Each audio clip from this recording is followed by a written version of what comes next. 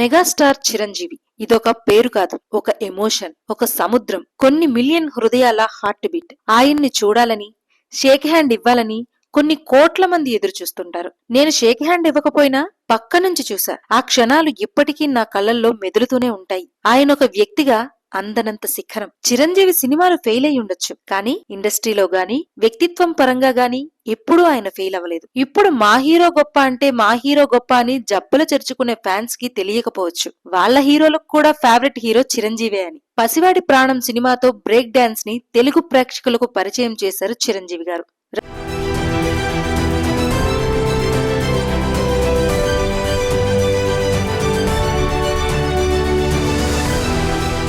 రష్యన్లోకి డబ్బైన తొలి తెలుగు చిత్రం చిరంజీవి నటించిన స్వయం కృషి. 1980-83 ఏడాదిల్లో చిరంజీవి నటించిన 14 చిత్రాలు విడుదలయ్యాయి. స్వయం కృషి, స్వీయ ప్రతిభే ఆయన కెరీర్ కు పునాదిరాళ్లు. అడుగడుగున సవాళ్లను అధిగమించి చరిత్ర సృష్టించిన విజేత. చిత్ర పరిశ్రమలో ఎలాంటి బ్యాక్గ్రౌండ్ లేకుండా మెగాస్టార్ గా ఎదిగిన వ్యక్తి చిరంజీవి. ఆయన గురించి ఎన్నిసార్లు చెప్పుకున్నా, ఎంత చెప్పుకున్నా సరిపోదు. పద్మభూషణ్, పద్మ విభూషణ్ ఇలా ఎన్ని అవార్డులు వచ్చినా గోరంత కూడా గర్వం లేని వ్యక్తిత్వం ఆయనది. 10 మందికి అండగా నిలవాలనే దొడ్డ మనసు మాత్రమే. ఎవరెన్ని కామెంట్లు చేసినా, విమర్శలు చేసినా చిన్న చిరునవ్వుతో వాటిని విసిరిపారేశారు. అలా అని వెనకడుగు వేయలేదు.